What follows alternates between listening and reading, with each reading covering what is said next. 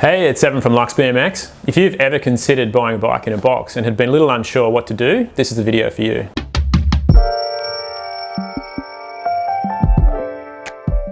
Most bikes can be shipped in boxes these days, and they're basically completely assembled aside from a few small steps to finish the job.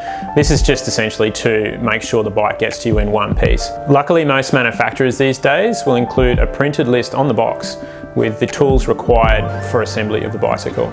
These are pretty basic tools and most people would have them around the house, but they'll generally include Allen keys, shifters, spanners, side cutters and a pump. Other than that, there's not a whole lot you really need. The first step when removing the bike from the box is simply pulling the unit out of the box itself. They generally come well strapped together, so you'll often find the front wheel and the handlebars attached to the rest of the bike. Just makes it safer for transportation. With all the components removed from the box, the first step is to simply remove all of the packaging. You'll often find some components are zip tied together, other parts might just be taped with cardboard tubing. Once all the packaging has been removed, simply rest the bike on the front forks and the back wheel on the ground upright. The first step is to remove the stem bolts from the faceplate and then apply grease to the threads. Then resting the bars back in the cradle of the stem, reinstall the top cap of the stem and the greased bolts. Locate the bars to an upright position and begin tightening the stem bolts evenly. One key factor to remember is that you want to maintain the same amount of load on all 4 stem bolts. An easy way to do this is to use a cross-pattern method of tightening the bolts, also making sure that the gap between the faceplate is even both in front or behind of the stem. The next step is to install the seat into the frame. Simply apply grease to the seat post or inside of the seat tube itself, then slide the seat post into the frame and tighten the bolt accordingly. The next step is to flip the bike upside down, resting it on the seat and the handlebars.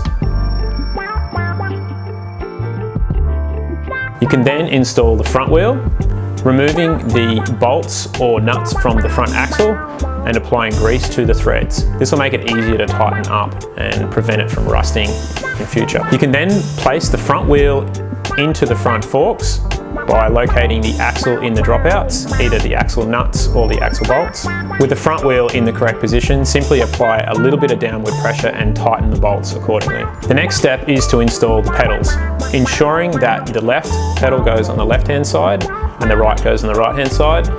This is generally indicated by small stickers on the pedals to make it a lot easier for you. Once you've located which side pedal goes onto which side of the bike, simply apply grease to the threads of the pedals or inside of the crank arm, remembering that the left pedal has a left-hand thread and the right pedal has a right-hand thread.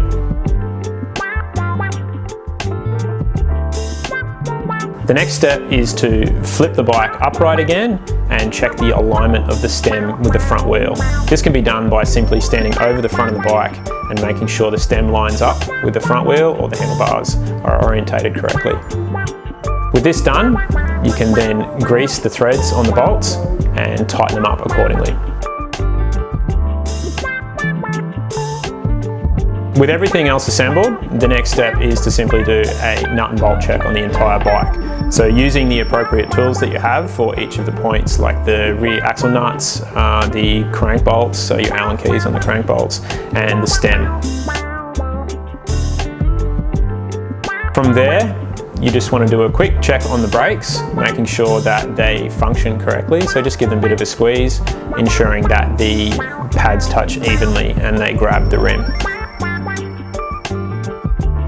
From there, you can inflate the tyres to the manufacturer's recommended PSI rating. So this is located on the sidewall of the tyre generally.